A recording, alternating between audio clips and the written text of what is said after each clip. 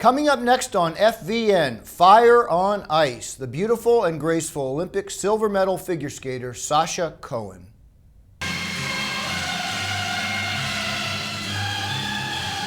And no one can touch her on this spiral sequence. This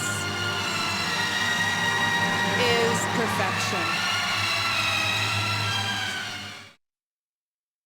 Welcome back to Adventurer, the show where people truly push their lives to the limits. No talking heads here, just the real deals. I'm your host, Jim Clash. Sasha Cohen is one of the most graceful figure skaters of all time, and gutsy too. Her performance at the Torino Olympics last February, where she won the silver medal despite falling twice in the first minute of her long skate program, is the stuff of legends. Sasha Cohen, thank you so much for coming on the show. Oh, thank you. You know, we were all watching, of course, the Olympics in Torino.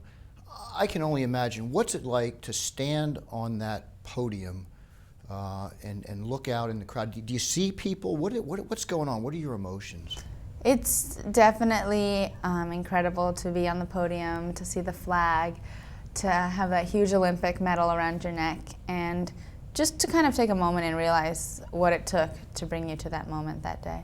Did you cry? Did you have tears? I had tears, but different tears. I had some tears of disappointment earlier, but at the same time, I was just really proud because I think it was a changing day for me to be able to keep believing and pick myself up when I didn't think anything was possible. So that was very rewarding for me. Yeah, and I'd like to get to that because for me, watching you on TV like probably billions of people, you went into the final, the long program as the favorite, and you fell, I think, twice in the first minute.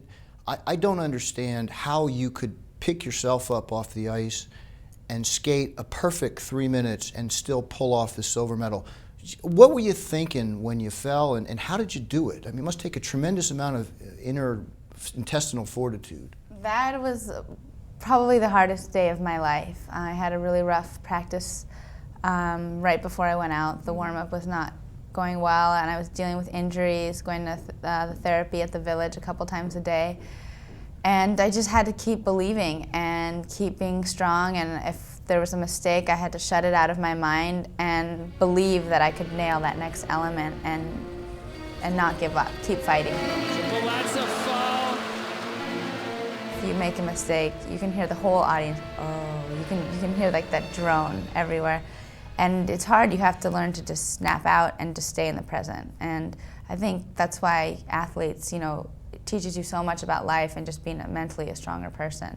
And I don't think our audience realizes that to be an Olympic medalist, the kind of training you've had to go through as an athlete and as a technician. Tell us a little bit about it. Didn't you start gymnastics when you were 5 years old? I did. I was in gymnastics when I was 5 till I was 7. And then I started skating right after that.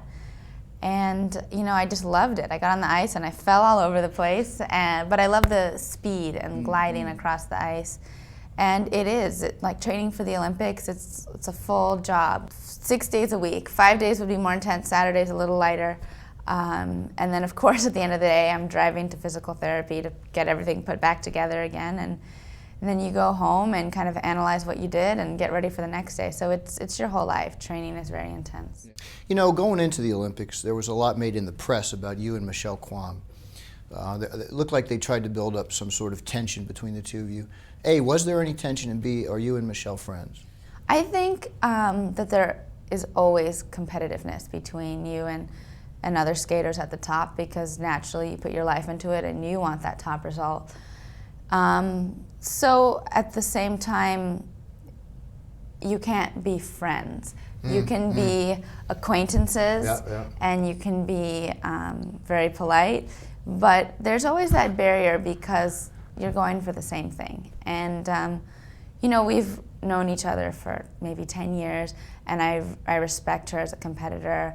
I've looked up to her and learned a lot from her, and that is my relationship with Michelle. Oh, you guys friends? I'd say we're acquaintances, Okay, yes, fair enough. You're deciding to take a little time off. You're not going to skate the nationals. You are the 2006 reigning national champion for the United States. Later this month in Spokane, you won't be skating. Who, if you were a betting woman, who would you put your chips on to win for the I US? would probably say Kimmy.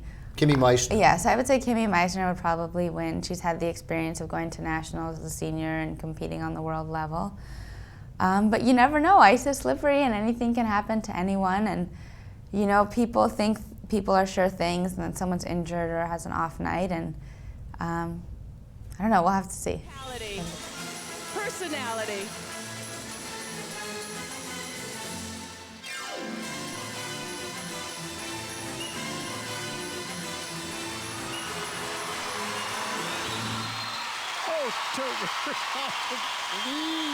Wow. Again, the charismatic Sasha Cohen. I'm Forbes Adventurer Jim Clash. Tune in next time for Sasha Part 2, where I talk to her about her activities off the ice. And thanks for watching FVN.